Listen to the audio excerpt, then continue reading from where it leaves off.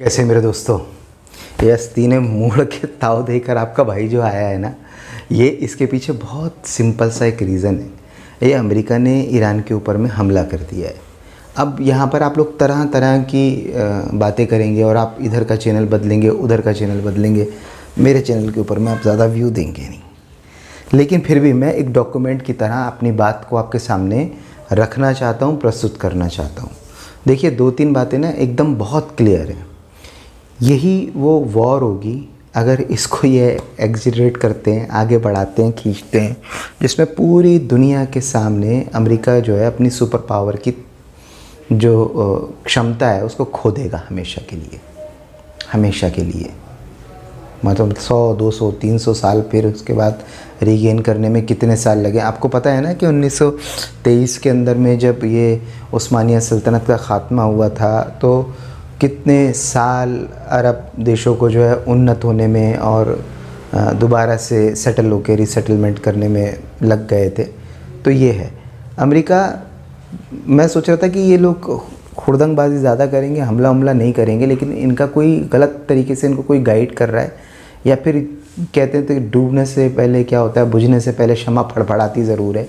ऐसा ये फड़फड़ाहट इन्होंने दिखाई है और अब इन्होंने डूबने की तैयारी कर ली है। इनकी नाव में बहुत सारे पहले से ही सुराख थे। अब ये सुराख इन्होंने इतने ज़्यादा बढ़ा लिए हैं कि अभी ये इसको संभाल नहीं पाएंगे, क्योंकि इसी वॉर के नतीजे में जो है ना, चाइना अब दुनिया की सुपर पावर बन के सामने आ जाएगा। बहुत माइनर फ़र्क चल रहा था यहाँ पर। अपनी इकोनॉमी को बूस्ट करने के ऊपर अमेरिका को ध्यान देना चाहिए था। यहाँ पर अमेरिका को और बहुत सारी चीज़ें हैं जिनको सुधार करने पर, अपनी मैन्युफैक्चरिंग को कैसे इम्प्रूव करे और कम्पिटिटिव बनाए रखे दुनिया के बाज़ार में, उसके ऊपर ध्यान देना चाहिए था। यहाँ पर अमेरिका ने पैसा बढ़ाने के लिए तो टैरिफ वाला दादागिरी चलने की कोशिश की कि मैं बदमाश हूँ, तो इससे ही बहुत सारे देशों में असंतुलन और थोड़ा भरोसा कम हुआ है अमेरिका को लेकर।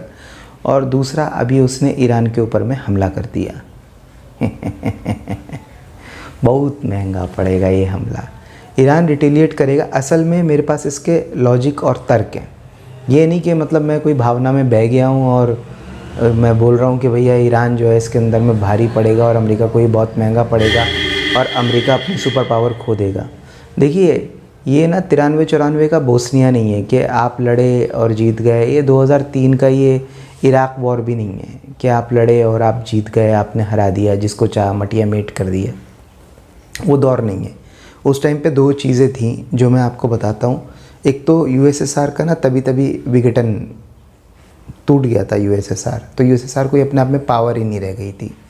और दूसरा कंडीशन ये थी कि ये जो ख़ित्ता है ये अपने आप को बहुत बुरी तरीके से असमंजस की स्थिति में महसूस कर रहा था। 73 में इन्होंने फुल फ्लैश ये अरब और मिडिल ईस्ट का जो ख़ित्ता है, इज़राइल के ख़िलाफ़ वॉर करी थी, लेकिन अमेरिका ने मजबूत इनको कड़ा जवाब दे दिया था। तो ये उतने मजबूत नहीं थे, संगठित भी नहीं थे। ईरान और अरब की तो दोस्ती नहीं थी। और तीसरी सबसे बड़ी चीज़ ये है कि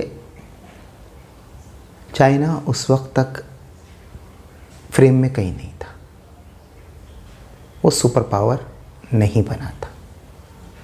और आज की ये जो जंग हो रही है ना, इसके अंदर चाइना सुपर पावर ऑलमोस्ट है। कब अमेरिका को बाईपास कर देगा? कुछ चीज़ों में बाईपास ऑलरेडी कर चुका है। वो ट्रिलियन की डाटा वाटा ये जो डिजिट चलाते हैं ना, उसके अंदर में थोड़ा सा आप मान सकते हैं कि खेल है कि नहीं अभी किया है। लेकिन चाइना कई चीज़ों में, टेक्नोलॉजी के मामले में, कई चीज़ों में, कई हथियारों के अंदर में बाईपास कर चुका है। रशिया टूटा हुआ यूएसएसआर नहीं है, वो पुतिन की मजबूत लीडरशिप के अंदर में एक मजबूत डिफेंडेंट है। अब है क्या, देखिए, ये तो बच्चे भी समझते हैं कि ये ना ग्रुपिंग है। अब ग्रुपिंग के अंदर में क्या है? ईरान है, रशिया है, चाइना है, मिडिल ईस्ट है, और नाटो का एक सदस्य टर्की है, वो भी इसी साइड पे है। और इस तरफ अमेरिका है, इज़राइल है और यूरोप है। यूरोप की जान पूरी निकाल चुका है इस टाइम पे यूक्रेन वॉर। वो परेशान है, उसे खस्ता हाल है आफ्टर करोना। उसकी इकोनॉमी को बूस्टअप उस तरीके से नहीं मिल रहा है। तो यूरोप एक बेजान खिलाड़ी है। अब बचता है अमेरिका और इज़राइल। इज़राइल अपने आप में कोई पावर नहीं है, वो चंद्रमा की तरह है। ये चंद्रमा जो है सूरज की रोशनी लेता है और हमें चमकता हुआ दिखता है, तो ऐसे ही इज़राइल जो है अमेरिका से ताकत लेता है और हमें चमकता हुआ दिखता है। तो इज़राइल अपने आप में कोई इंडिपेंडेंट ताकत है नहीं, अमेरिका ही ताकत है। तो यानी कि फुल फ्लैश वॉर है ये, America versus China versus Russia versus Iran versus middle east versus Turkey. अब सोचो कैसी पिटाई होगी इसकी, और किस आदमी ने, किस महामानव ने इसको ये लड़ाई लड़ने की सलाह दी थी। इतनी ख़राब इकोनॉमिकल कंडीशन के अंदर में इतना बड़ा ब्लंडर ट्रंप कैसे कर सकते हैं, ये बड़ी असमंजस की स्थिति है। और अमेरिकी नागरिक इसको कैसे बर्दाश्त कर लेंगे इस वॉर को, मेरे ये भी अभी समझ में नहीं आया। अमेरिकी नागरिक मेरे हिसाब से रिटेलिएट करेंगे, और मेरा मानना ये है कि इस जंग का ना कुछ भी हो सकता है, कुछ भी। आपने कभी अमेरिका में हमले देखे? अमेरिका में ही हमला हो गया सीधा। हो सकता है इस वॉर में आपको वो भी देखने को मिले। अगर ये जंग थोड़ी सी भी लंबी खिंच गई, थोड़ी सी 15-20 दिन, बस थोड़ी सी भी लंबी खिंच गई 25 दिन, तो आपको 110% अमेरिका के अंदर हमले देखने को मिलेंगे। ये तो छोड़ दो, ये जो अभी जो पिचकारियाँ छोड़ी हैं ईरान ने अमेरिकन बेसिस पे, जिसको ही कह रहे हैं मुसलमानों ने मुसलमानों के देश पे हमला कर दिया, अमेरिका के बेस है वहाँ पे, उसके ऊपर में अटैक कर रहा है ईरान, और चारों तरफ एक साथ हमला किया है उसने। और ईरान अपने आप में बहुत ही, देखिए ये तो पता चल ही रहा है ना कि ईरान को आप अगर ध्यान से देखेंगे तो ईरान के अंदर में जो भी हुकूमत चलती है बहुत वेलफेयर स्टेट की तरह चलती है। वहाँ पर लोगों के पास घर है, सफाई है, एजुकेशन है, हेल्थ उनकी इम्प्रूव है, एजुकेशन बहुत अच्छी है। वहाँ क्या दिक्कत है आप लोगों को? आपकी शर्तों पर तेल नहीं बेचता वो, बस ये दिक्कत है उसके लिए। आप बोलो वहाँ पर न्यूक्लियर हथियार है, वहाँ पे परमाणु बम है, और आपको ये प्रैक्टिस हो गई है। आपने सद्दाम हुसैन को ठिकाने लगाया, आपने गद्दाफ़ी को ठिकाने लगाया। वो दौर और था, ये दौर और है। वो बात और थी, ये बात और है। और इसका जो खामियाजा है आज, इन्होंने क्या होता है, अपने पैर में खुद ही एक आदमी चलते चलते कुल्हाड़ी मार देता है। अब मैं आपको बताता हूँ ये वीडियो बनाने का मकसद। आप दुनिया भर पूरी रात जाग के जो है परेशान हो रहे हैं कि इस जंग का क्या होगा क्या होगा, तो आप ये जंग का जो है ना, ये फाइनल है। बहुत बुरी तरह अमेरिका इस जंग के अंदर पिटाई खाने वाला है, और 110% अमेरिका इस जंग के बाद थोड़ी सी भी एस्केलेट होती है तो सरेंडर कर देगा अमेरिका। और अगर वो सरेंडर नहीं करता है तो ये जो सुपर पावर वाला खेल है, ये मैं सोच रहा था कि चाइना को अमेरिका को बाईपास करने में कम से कम 2032 तक का मुझे टाइम लग रहा था, लगेगा। इसी वॉर में हो जाएगा अब की बार।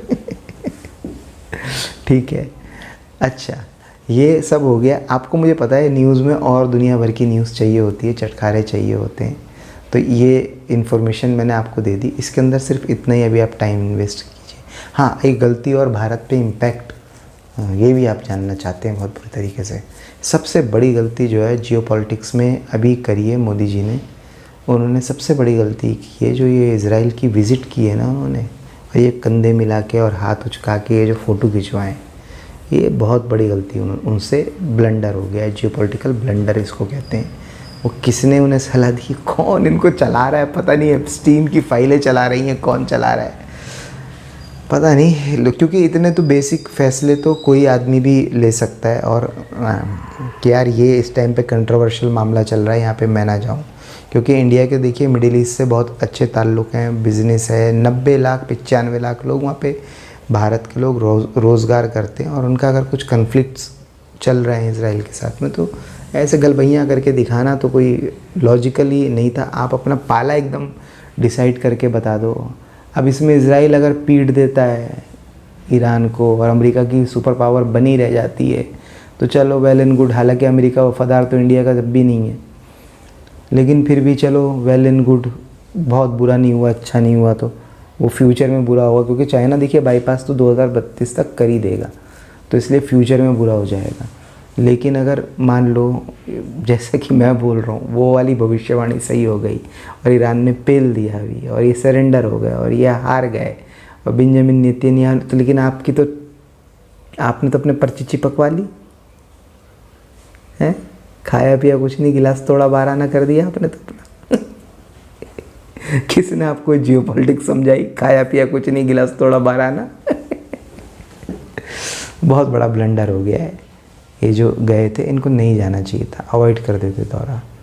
खैर बहरहाल मेरे वीडियो अलग अलग लोकेशन से मैं डालता रहता हूँ और मैं आपको बताता हूँ कि हमें लगातार फोकस करना चाहिए कि गरीबी से हम लोग कैसे निकलें, और वो वीडियो में लगातार डालता रहूँगा।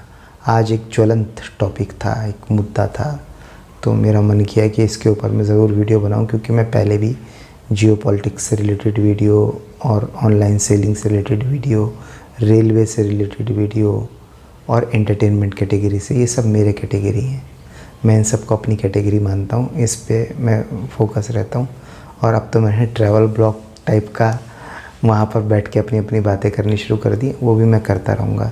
आप लोग चैनल को सब्सक्राइब कीजिए और मेरे साथ जुड़े रहिए। मेरे पास जो है ना, जो इन्फॉर्मेशन रहती है बहुत ऑथेंटिक रहती है, रियल रहती है, मेरी बहुत रिसर्च रहती है, बहुत पढ़ाई रहती है। मैं वो डाटा के साथ आपको इसलिए नहीं बोलता कि वो डाटा बताने में जो है ना वो बाटा और चाटा हो जाता है, लेकिन इन्फॉर्मेशन सटीक रहती है। जो अंजाम आपको मैंने इस युद्ध में बताया है, वीडियो पड़ा रहेगा, डिलीट नहीं करूँगा, आप देख लेना, यही अंजाम आ जाएगा। तो मेरे 10 मिनट के अंदर में ही आपको समझ जाना चाहिए गेम क्या हो रहा है, क्या होगा, आपके समझ में आ जाएगा। धन्यवाद।